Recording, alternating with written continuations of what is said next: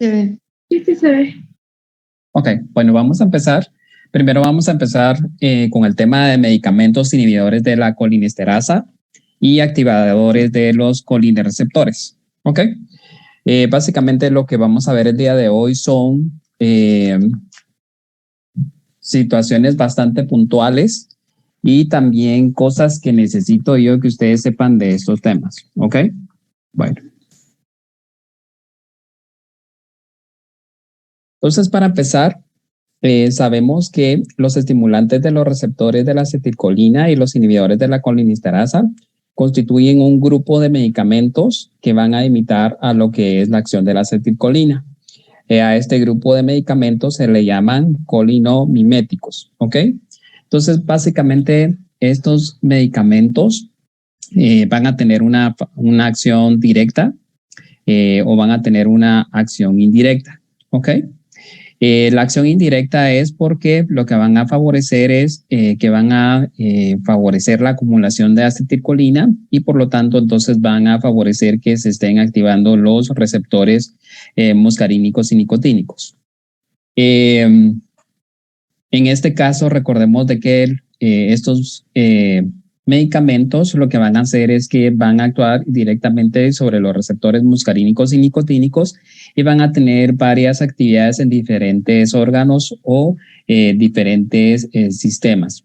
Entre estos, pues obviamente entendemos que está el sistema nervioso, tanto central como periférico, también sobre el sistema cardiovascular, sobre glándulas y endotelios específicos, y los receptores nicotínicos pues van a tener actividad sobre placas terminales neuromusculares, el músculo esquelético, sobre células ganglionares autonómicas y sobre el sistema nervioso central.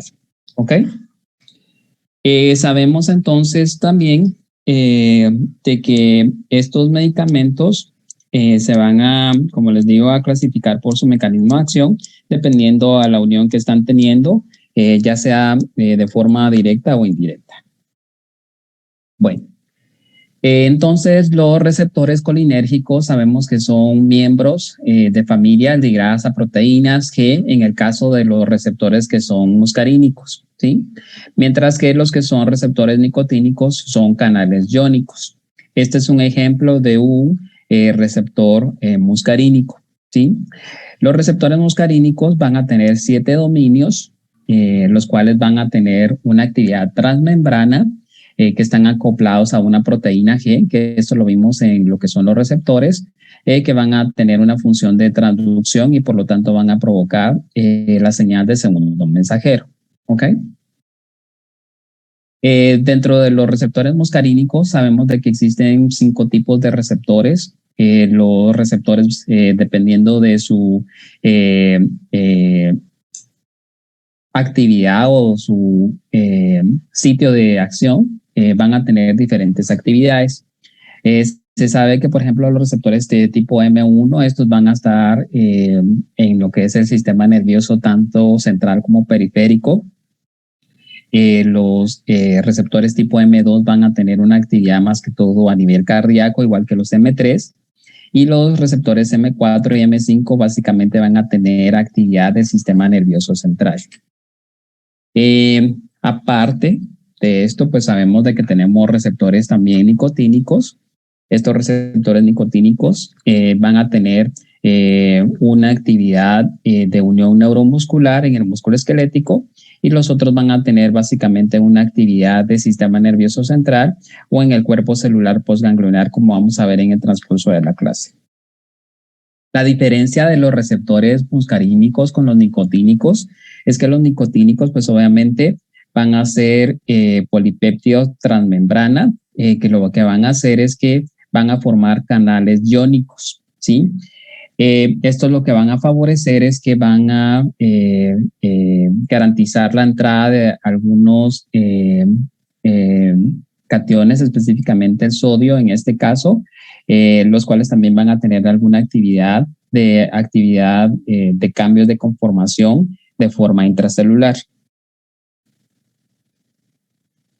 Bueno, entrando básicamente a cómo actúan estos medicamentos, sabemos de que estos medicamentos van a tener una actividad directa, como les mencionaba, uniéndose específicamente a los receptores muscarínicos o nicotínicos, ¿sí? Esos son los medicamentos que tienen acción directa. Mientras que los medicamentos que tienen acción indirecta, lo que van a hacer es que van a inhibir la colinesterasa o la acetilcolinesterasa. Recuérdense que la acetilcolinesterasa, como ya lo vimos en la clase anterior, lo que va a favorecer es que la acetilcolina sea degradada en colina y acetato, y de esta forma esto evita de que haya acumulación de acetilcolina en estos sitios que sigan haciendo interacción con los receptores muscarínicos y nicotínicos. Al existir estos medicamentos de acción indirecta, pues obviamente no va a existir esta hidrólisis de colina y acetato, lo cual va a favorecer a que la acetilcolina se siga acumulando y que los receptores muscarínicos y nicotínicos sigan teniendo interacción con esa acetilcolina. Por eso es que es muy importante saber la diferencia. Básicamente, los medicamentos, como les vuelvo a repetir, directos van a actuar o se van a unir directamente a los receptores, mientras que los de forma indirecta lo que van a hacer es que van a inhibir la acetilcolinesterasa, favoreciendo a que exista más acetilcolina y que la acetilcolina sea la que tenga estimulación de los receptores nicotínicos o muscarínicos. Esto ya lo mencionamos. Entonces vamos a ver la farmacología de los medicamentos que tienen interacción específicamente con los receptores muscarínicos y nicotínicos. Entonces estos se pueden dividir en función de su estructura química en esteres de colina, incluida la acetilcolina, y en alcaloides como es la muscarina y la nicotina. Muchos de estos fármacos que están incluidos dentro de estos que tienen acción directa pueden tener efectos en ambos receptores, tanto nicotínicos como muscarínicos. Sin embargo, hay algunos de ellos que sí van a tener alta selectividad o van a ser bastante selectivos para saber qué tipo de receptor, ya sea muscarínico o nicotínico, van a tener actividad. Entonces, por eso es que se habla de que pueden tener interacción con cualquiera de los dos receptores muscarínicos o nicotínicos, o de forma selectiva los que están sintetizados o más avanzados pudieran tener interacción selectiva con alguno nada más de estos receptores, los cuales encontramos en la célula postganglionar o postefectora. Se menciona entonces que dentro de su estructura tenemos 4 esteres bastante importantes. Algo que es bastante interesante de estos esteres es que son insolubles en lípidos. Eso es un rasgo, una característica muy importante. Y también tenemos, aparte de los esteres, fármacos colinamiméticos naturales y sintéticos que no son esteres de colina. ¿Ok? Entonces, los esteres de colina básicamente los tienen ustedes de este lado derecho. Está la acetilcolina, está la metacolina, el carbacol y el betanecol. Mientras que los fármacos naturales, pues obviamente, y que son sintéticos, se incluyen lo que es la pilocarpina y la lovelina, ¿ok? Dependiendo de qué acción tengan o qué receptores están teniendo actividad o efecto. ¿Qué podemos hablar sobre absorción y distribución de estos medicamentos? Pues, como les mencionaba, los esteres de colina, estos sí tienen, por ser insolubles en lípidos, pues obviamente van a tener poca absorción. También son mal distribuidos en el sistema nervioso central, porque pues obviamente son más hidrófilos que lipofílicos. Lo que sí se ha mencionado de estos esteres de colina es que pues obviamente todos van a tener hidrólisis en el tracto gastrointestinal y pues son menos activos por vía oral. Por eso es que se prefieren otro tipo de administración para este tipo de medicamentos en cuanto a esteres de colina. Entonces, pudiéramos ver qué acción tiene cada uno de estos. Pues si ustedes pueden observar, la acetilcolina va a tener tanto actividad muscarínica como nicotínica. La metacolina va a tener actividad muscarínica, no tiene actividad nicotínica. Está el carbacol, que tiene más actividad nicotínica que muscarínica, y el betanecol, que también tiene más actividad muscarínica y no tiene ninguna actividad nicotínica. ¿Ok? Bueno. A diferencia de los esteres, los alcaloides naturales, entre ellos la pilocarpina, nicotina y lobedia, estos sí tienen muy buena absorción en la mayoría de los sitios de administración.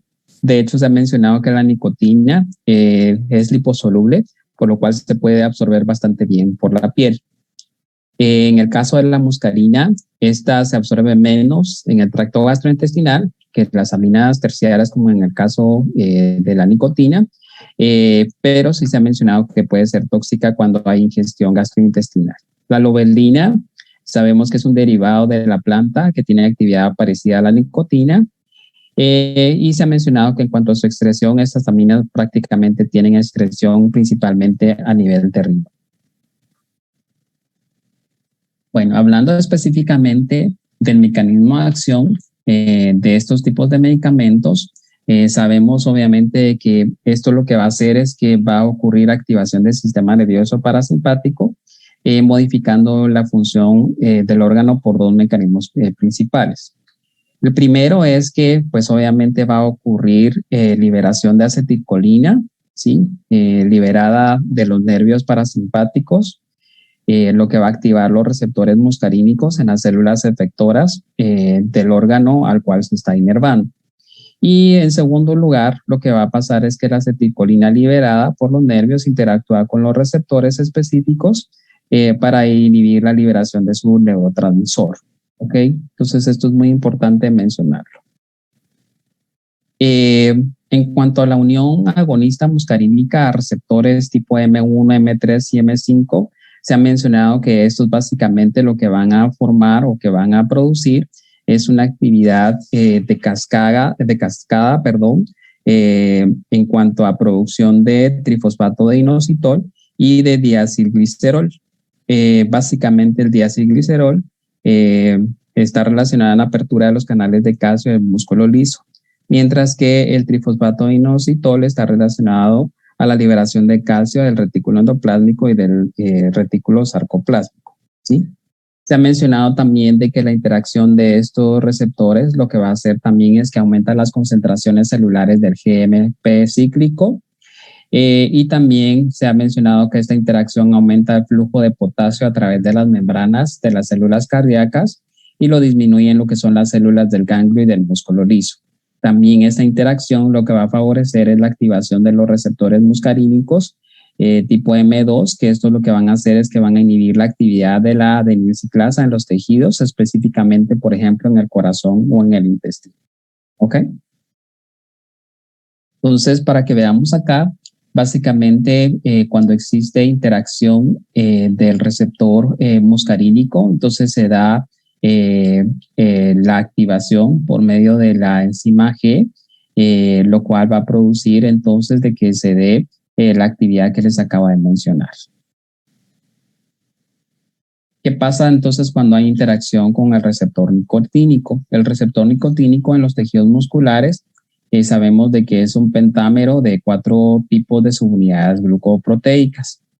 El receptor nicotínico, a diferencia neuronal, a diferencia de que se encuentra en los músculos, este solo va a tener 2 subunidades, que es alfa y beta. Eso es muy importante que lo recuerden.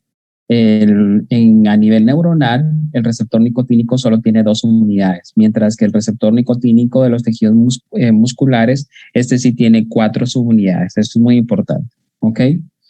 ¿Qué pasa con la unión de estos receptores? Pues va a provocar un cambio de forma en la proteína, como ya les había mencionado, lo cual va a permitir que se abra un canal, ¿verdad? Lo cual va a favorecer en este caso la entrada de iones de sodio y de potasio que se van a difundir en sus gradientes de concentración, y lo que va a provocar un cambio de concentraciones tanto extra como intracelulares que pueden favorecer en la actividad, entonces, por ejemplo, del músculo esquelético o del músculo liso, dependiendo del sitio donde está ocurriendo la acción.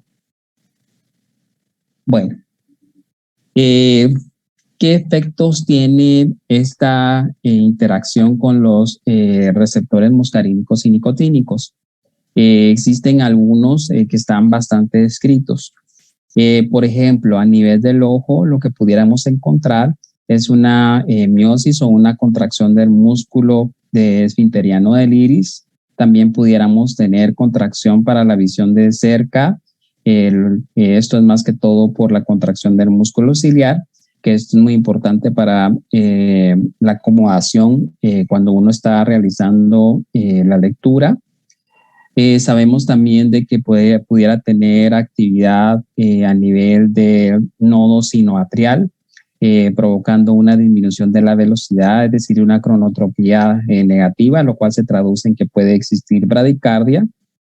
A nivel auricular, sabemos que hay una disminución de la fuerza contráctil, lo cual se traduce en una inotropía negativa.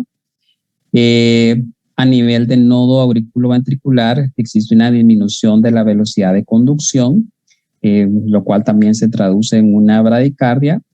Y sabemos de que en los ventrículos hay una pequeña disminución de la fuerza contráctil.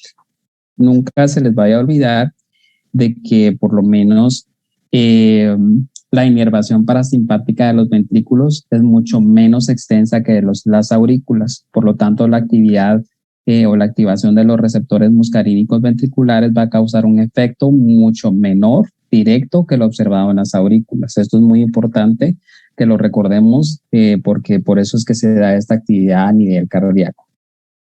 ¿Qué pasa a nivel de los vasos sanguíneos o de las arterias y las venas? Pues obviamente pudiéramos tener un efecto de dilatación a dosis cortas, pero sí pudiéramos tener un efecto de constricción o de contracción con dosis bastante altas.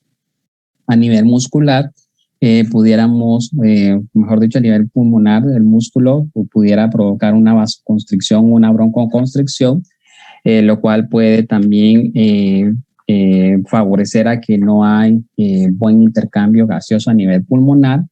También sabemos que esta interacción puede provocar aumento de la secreción de las glándulas bronquiales, por lo tanto el paciente entonces pudiera tener, aparte de broncoconstricción, secreción abundante. Y de hecho aquí es el fundamento básicamente de los pacientes que tienen asma, que pudieran tener ese tipo de efecto, tanto de broncoconstricción como aumento de la secreción.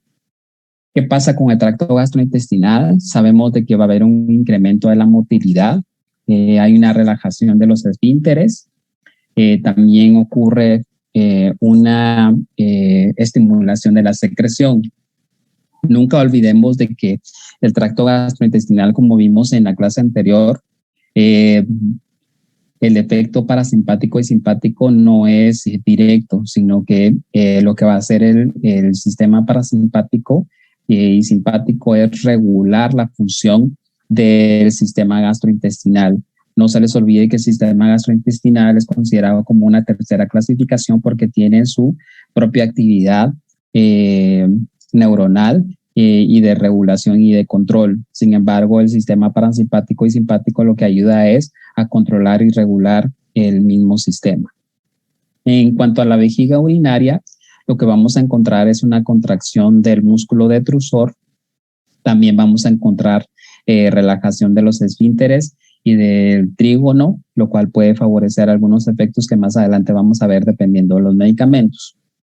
En cuanto a las glándulas salivales y de sudoración, se ha visto de que existe un aumento de la secreción, lo cual puede pues tener algunos efectos muy adversos o muy incómodos para el paciente que está tomando este tipo o está haciendo uso de alguno de estos medicamentos. ¿Qué pasa con el sistema nervioso central? Recuérdense que el sistema nervioso central contiene tanto receptores muscarínicos como nicotínicos. Sin embargo, se ha mencionado que el cerebro tiene más cantidad de receptores muscarínicos y que la médula espinal es la que tiene más cantidad de receptores nicotínicos. Esto es muy importante saberlo porque dependiendo del medicamento que se está utilizando, es el efecto que se va a buscar o que se debería esperar dependiendo de qué receptores se están estimulando, ya sea a nivel central o a nivel periférico. Existen 5 subtipos, como ya mencionamos, de receptores muscarínicos. Sin embargo, se ha mencionado de que el subtipo M1 es el que se encuentra de mejor forma en el cerebro, es decir, el sistema nervioso central.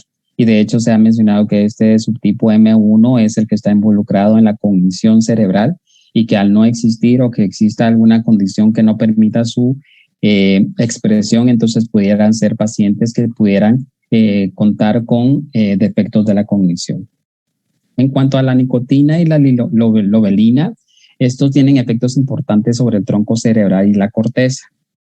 Se había observado que los receptores nicotínicos presinápticos permiten que la acetilcolina y la nicotina regulen esta liberación de varios neurotransmisores, entre ellos el GABA.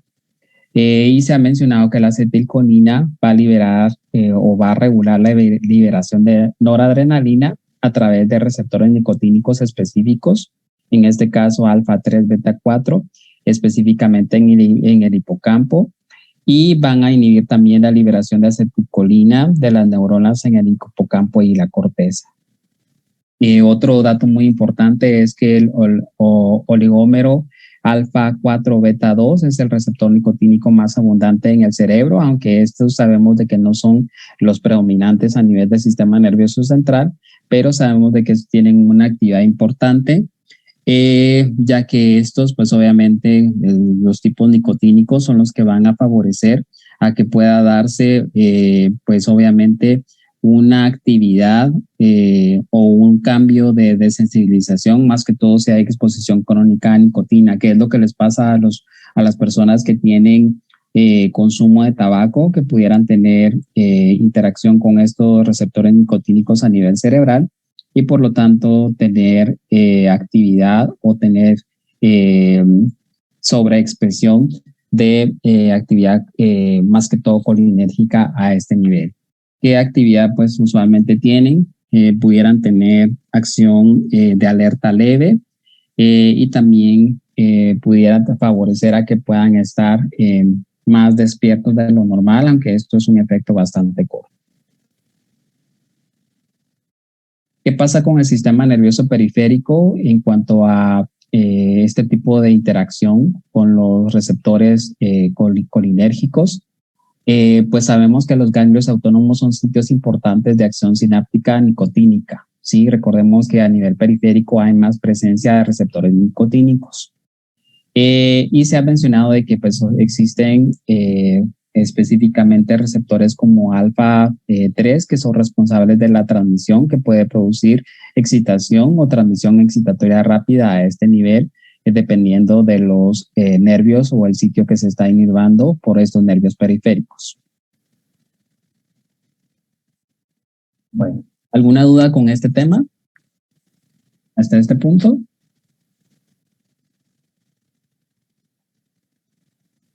Doctor, ¿Sí? no sé si podría repetir lo de los ventrículos, por favor. Okay.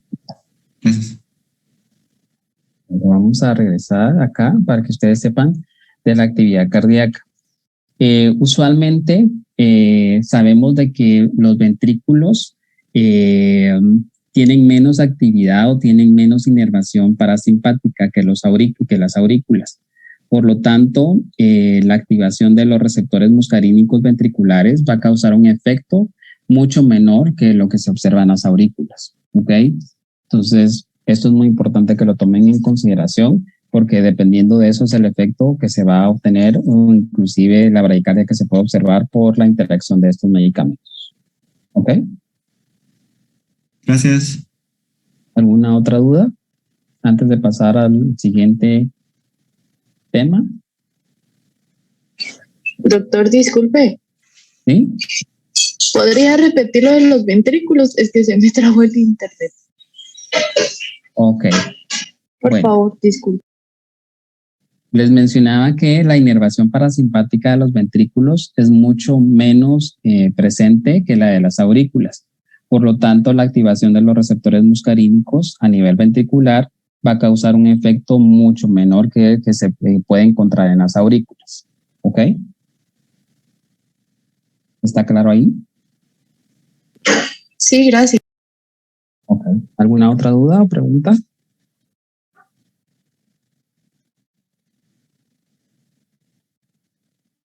¿No? Bueno. Vamos a ver entonces qué actividad tienen los medicamentos de acción indirecta. Para recordar, Recordemos que los medicamentos de acción indirecta son los que se van a unir a la acetilcolinesterasa, por lo cual van a evitar que se dé la hidrólisis o la división de acetilcolina. ¿Ok? Esto va a favorecer a que haya una acumulación de acetilcolina a nivel de la unión sináptica y por lo tanto esta acetilcolina que se está acumulando va a tener interacción con los receptores muscarínicos y nicotínicos. Lo que vimos anteriormente fueron los medicamentos que tienen acción directa, mientras que estos son los que tienen acción indirecta. ¿Ok? Básicamente existen 3 grupos de inhibidores de colinesterasa. Entre estos se encuentran alcoholes simples como el hidrofinio. Están los esteres de ácido carbámico de alcohólicos, que estos a diferencia es que tienen un grupo de amonio cuaternario o pueden tener un grupo de amonio terciario. Entre ellos se incluye lo que es la neostigmina. Y por último están los derivados orgánicos de ácido fosfórico, en los cuales se incluye lo que es el ocotiofato. ¿Okay? Entonces, para que ustedes sepan cómo se dividen estos inhibidores de colinesterasa. ¿Qué absorción, distribución y metabolismo tienen estos? Pues sabemos que por lo menos los que son de cuaternarios tienen una absorción muy baja, en lo cual lo que es a nivel ocular, la piel, el intestino de los pulmones, ya que su carga pues básicamente es insoluble en lípidos. En cuanto a la distribución, en el sistema nervioso central es insignificante. Sin embargo, se ha visto que la fisoxtimina se absorbe bien en todos los sitios y se puede usar por vía tópica en el ojo. ¿Sí? Esto es algo muy importante porque se puede utilizar de alguna forma. La fisoxtimina también se distribuye en el sistema nervioso central. Lo único es que es más tóxico que el resto de medicamentos. La mayoría de estos pues están estables en solución acuosa y se ha mencionado que la duración del efecto se determina principalmente por la estabilidad del complejo, es decir, la unión del inhibidor con la enzima, no tanto por su metabolismo o por su expresión.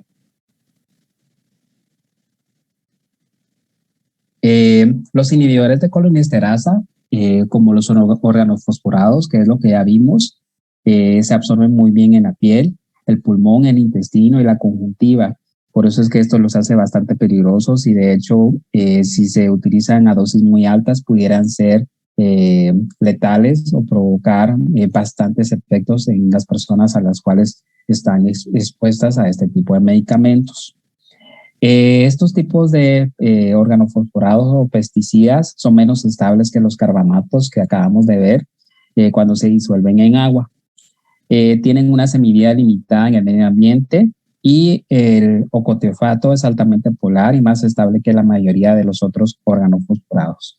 Entre estos, si ustedes se recuerdan, ya vimos un caso de la paciente con exposición a malatión, que básicamente lo que hace es pues inhibir la acetilcolinesterasa y por lo tanto provocar acumulación de acetilcolina, lo cual produce que se dé un síndrome colinérgico.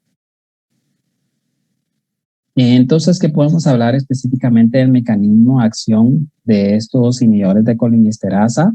Pues se ha mencionado que todos los inhibidores aumentan la concentración, como ya vimos, de la acetilcolina al inhibir la hidrólisis de la acetilcolina por parte de la acetilcolinesterasa. Se ha mencionado de que dependiendo del grupo tienen alguna interacción. Entonces, por ejemplo, de los 3 grupos sabemos de que los alcoholes, como el caso del hidrofonio, este se une de forma reversible a través de enlaces de hidrógeno, lo cual impide pues obviamente la interacción de la acetilcolina. Esto no hace enlaces covalentes, por lo tanto su enlace es bastante corto y puede durar nada más de 2 a 10 minutos. El segundo grupo, que son los esteres de carbamato, como la neostigmina, y la fisoxtimina, el enlace en este caso sí es covalente, ¿sí? Y por lo tanto es más resistente. Se ha mencionado que el tiempo de unión de este medicamento o de estos inhibidores es de 30 minutos hasta 6 horas.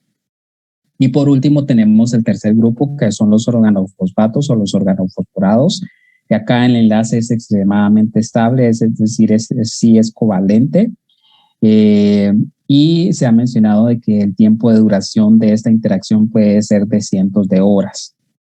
Sin embargo, por eso es muy importante realizar las intervenciones necesarias para garantizar que entonces no se esté dando la acumulación de acetilcolina o por lo menos intervenir en la acción o estímulo de estos receptores nicotínicos o muscarínicos para evitar que se esté dando el síndrome colinérgico. ¿Qué efectos tienen estos inhibidores de colinesterasa? Pues obviamente se ha visto que tienen efecto del sistema nervioso central. Bajas concentraciones pudieran tener alguna activación observada en el electroencefalograma como una respuesta de alerta, pero se ha visto que, por ejemplo, en concentraciones altas sí pudieran conducir o provocar convulsiones generalizadas. De hecho, se ha mencionado que pudiera provocar coma o paro respiratorio. Sin embargo, se ha visto de que deberían de darse concentraciones bastante altas para que pasen esto, cosa que usualmente no es, a menos que sea por forma voluntaria o que sea por decisión o de intento de suicidio. En cuanto a ojo, tracto respiratorio, tracto gastrointestinal y tracto urinario, básicamente son los mismos efectos que vimos con los medicamentos de acción directa. ¿Qué pasa a nivel cardiovascular? Pues obviamente acá en el corazón se ha visto que tienen efecto también de activación del nervio vago, lo cual produce un efecto cronotrópico, dromotrópico e inotrópico negativo, igual que los medicamentos de acción directa. En este caso, esto se traduce pues obviamente en una bradicardia y también en una disminución del gasto cardíaco. También se ha visto de que esto lo que pudieran hacer es provocar alguna actividad en el músculo liso vascular. Sin embargo, no se ha visto este tipo de actividad a lo que es los vasos a nivel coronario. ¿Okay? En cuanto a la unión neuromuscular, se ha visto que bajas concentraciones, que usualmente son terapéuticas, lo que hacen es que aumentan la fuerza de contracción, ¿sí? A concentraciones altas lo que pueden provocar es fibrilación de las fibras musculares, es decir, una actividad descontrolada, inclusive dependiendo si son dosis bastante altas, pueden inclusive provocar fasciculaciones que pueden incluir una unidad motora completa o inclusive provocar algo más sistémico. ¿Ok?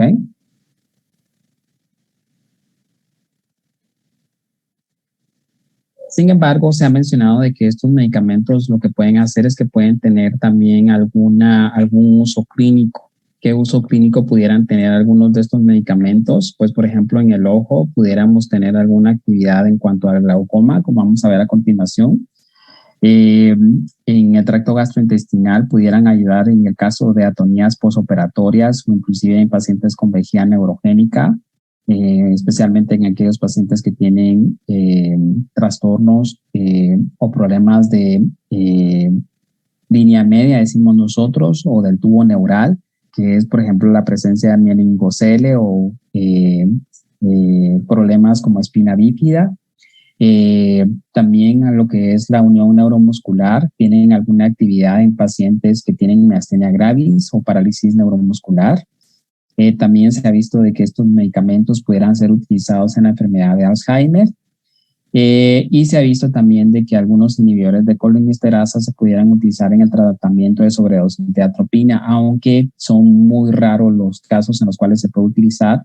De hecho, hay algunos que desaconsejan el uso de estos medicamentos, pero dependiendo del grado de crisis o del compromiso que tenga el paciente, entonces esto es lo que pudiéramos nosotros ver. Entonces, ustedes tienen acá su cuadro, qué tipo de medicamentos son los que se utilizan, dependiendo de cada cuadro clínico. Se ha visto que el edrofinio, por ejemplo, tiene actividad en lo que es miastenia gravis, inclusive en el hilio paralítico, también se puede utilizar en arritmias cardíacas. La neostigmina pudiera utilizarse en miastenia gravis o también en hilio paralítico. La piridostigmina también pudiera utilizarse en miastenia gravis. La fisostigmina básicamente pudiera valorarse su uso para el envenenamiento anticolinérgico o, por ejemplo, cuando se ha hecho uso de atropina. Y, por ejemplo, se ha utilizado ocotiofato en pacientes que tienen glaucoma ocular. Entonces, básicamente es para que ustedes vean o entiendan, sabemos de que el glaucoma es un aumento de la presión intraocular, ¿verdad? Y lo que hacen los medicamentos con esta actividad muscarínica o los inhibidores de la colinesterasa es que reducen la presión intraocular al momento de hacer efecto o actividad en lo que es el músculo ciliar. Esto lo que hace es que favorece a que, pues obviamente, se dé una salida de lo que es el humor acuoso y también, perdón, lo que hacen es que disminuyen la velocidad de secreción.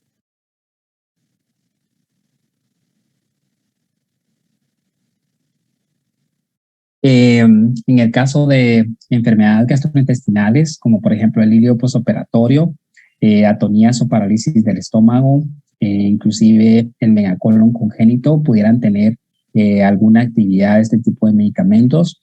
Aquí les dejo, por ejemplo, una imagen de cómo se pudiera ver un ilio paralítico. Si fuera presencia de megacolon congénito, lo que pudiéramos observar es una asa bastante grande en lo que es el marco colónico, en esta parte de acá, y se ha visto que estos medicamentos lo que pudieran hacer es ayudar a que no se dé este efecto. ¿Okay? También en lo que es la retención urinaria pudiera tener algún efecto beneficioso, más que todo, como les decía, si hay vejiga neurogénica. ¿Qué pasa con la miastenia gravis? La miastenia gravis, sabemos de que lo que hay es presencia de anticuerpos que lo que van a hacer es que van a ir a interactuar con receptores nicotínicos. Lo que va a provocar estos anticuerpos es que pues obviamente no se dé la unión a lo que es la acetilcolina. ¿Qué pasa esto? Esto se traduce en manifestaciones clínicas como por ejemplo tosis palpebral, diplopía, dificultad para hablar, para tragar, inclusive debilidades de miembros inferiores o de miembros superiores. Algunos casos, cuando es bastante grave, lo que puede pasar es que hay debilidad de los músculos de la caja torácica, lo cual hace que el paciente tenga necesidad de ventilación mecánica asistida. Y pues obviamente se ha visto que los inhibidores de colinesterasa pudieran ayudar en este tipo de enfermedades. Y se ha visto, por ejemplo, de que el hidrofinio se puede utilizar también como una prueba diagnóstica para lo que es la identificación de miastenia gravis. Otro de los usos clínicos que se le ha dado a este tipo de medicamentos es en el caso de intoxicación con fármacos antimuscarínicos. Sabemos que la atropina puede ser letal, como vamos a ver en la siguiente clase. También los antidepresivos tricíclicos pudieran provocar problemas, por ejemplo, como un bloqueo muscarínico cuando existen sobredosis. Entonces, lo que hacen estos medicamentos es bloquear el receptor muscarínico. Por lo tanto, lo que favorecen es que hay aumento de la cantidad de acetilcolina. Pero se ha visto, por ejemplo, que la fisostigmina se ha utilizado para este tipo de problemas porque lo que hace es que ingresa al sistema nervioso central y revierte los signos centrales y periféricos de este bloqueo muscarínico. Sin embargo, muy importante mencionar que el uso de fisostigmina, más que todo cuando hay intoxicación por atropina, debe reservarse nada más en aquellos pacientes que tienen elevación muy riesgosa o peligrosa de la temperatura corporal o en aquellos que tienen taquicardia supraventricular muy rápida, como es lo que vamos a ver en la clase siguiente. También otros usos clínicos que se ha observado de este tipo de medicamentos es, por ejemplo, en el Alzheimer. De hecho, se mencionó, por ejemplo, la tacrina, que fue el primer medicamento utilizado en esta enfermedad. Sin embargo, su uso ha sido como un poco reservado porque tiene mucha toxicidad hepática.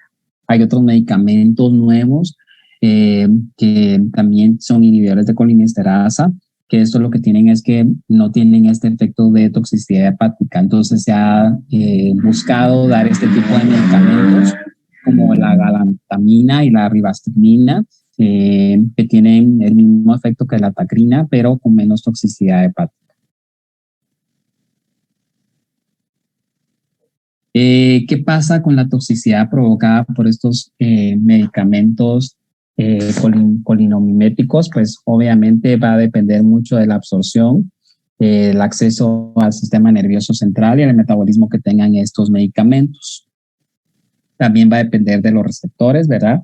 En el caso de los estimulantes muscarínicos de acción directa, como son, por ejemplo, la pilocarpina y los ésteres de colina, estos pueden causar náusea, vómito, diarrea, urgencia urinaria, salivación, sudoración, vasodilatación cutánea y contracción bronquial. Pero usualmente esto lo vemos cuando hay dosis muy elevadas. También se ha visto que ciertos hongos pudieran también provocar toxicidad, que los signos usualmente aparecen en 15 a 30 minutos después de la ingestión de estos hongos.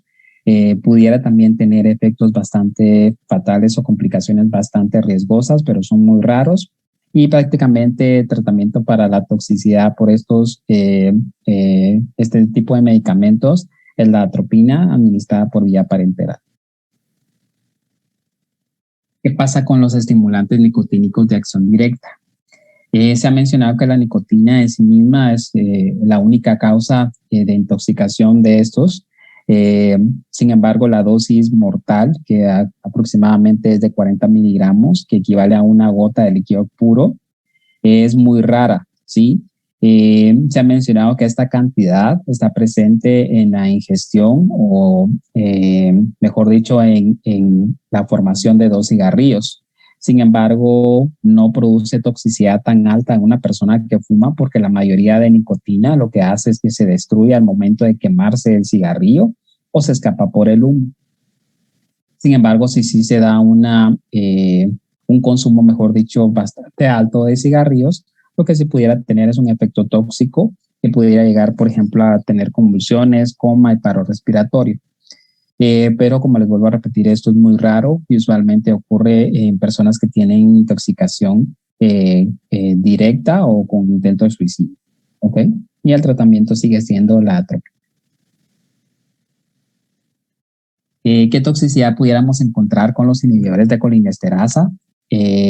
Sabemos de que usualmente los que nos dan problemas o que pueden provocar toxicidad son los pesticidas como los organofosforados y los carbamatos de colinesterasa. Ya hemos visto en algunos casos que hemos visto en clase de que pues obviamente lo que pudiéramos observar son las manifestaciones clínicas de un síndrome colinérgico, como es el caso de la miosis, la salivación, sudoración, constricción bronquial, vómitos y diarrea. La afectación del sistema nervioso central es bastante importante, se puede producir rápidamente y es por eso de vital importancia dar el tratamiento de forma oportuna y rápida para evitar que pueda tener complicaciones a mediano o a largo plazo. ¿Cuál es el tratamiento? Pues el tratamiento sigue siendo la atropina, como hemos visto en el caso de intoxicación por organofosforados. ¿Ok? No sé si hay alguna duda hasta acá con este tema.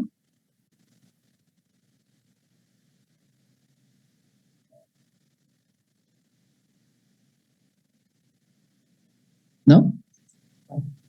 Yo creo que no, doctor.